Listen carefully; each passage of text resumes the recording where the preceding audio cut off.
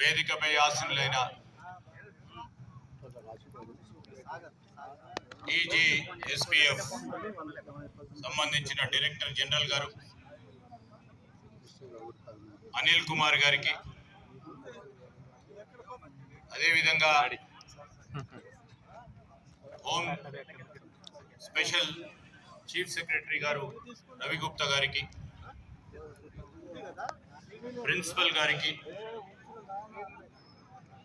అధికారులకి, Telangana special protection force 2024 batch క్యాడెట్లకి,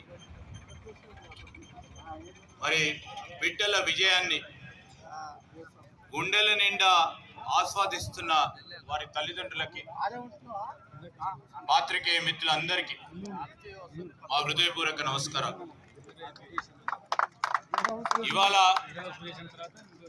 passing out పరేడ్తో మీరందరూ కూడా కొత్త బాధ్యతలు అడుగు పెడతా ఉన్న సందర్భంలో 265 మంది క్యాడెట్లకు మాత్రమే కాకుండా రాష్ట్రం మొత్తానికి కూడా ఇది చాలా ముఖ్యమైన రోజు.